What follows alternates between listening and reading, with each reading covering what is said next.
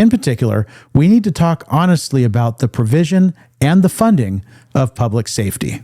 Now, I'm a firm believer in the importance of police and fire services. Public safety is and should remain local government's #1 priority. But here's the hard truth. The cost of delivering those services is growing faster than most cities' ability to pay for them.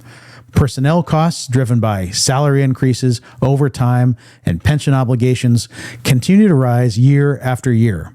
Equipment, vehicles, training, and compliance costs are also escalating. And in many cities, especially those that contract for services, the annual cost escalators are outpacing revenue growth altogether.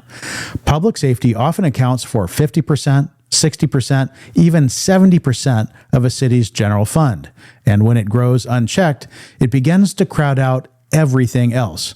Parks, libraries, roads, economic development, and community services, these are all things residents care deeply about too, even if they don't carry the same urgency as a 911 call.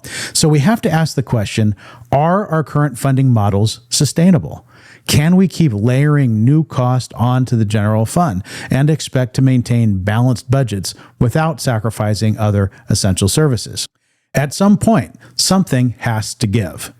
Maybe it's time to consider dedicated revenue streams for public safety. Maybe it's time to evaluate new models entirely, like regional partnerships, tiered response systems, preventative investments. There's no one-size-fits-all answer. Every city is different.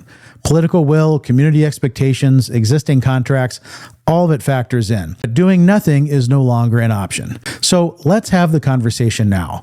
Let's challenge our assumptions. Let's be bold enough to ask not just how much we're spending on public safety, but whether we're spending it the right way.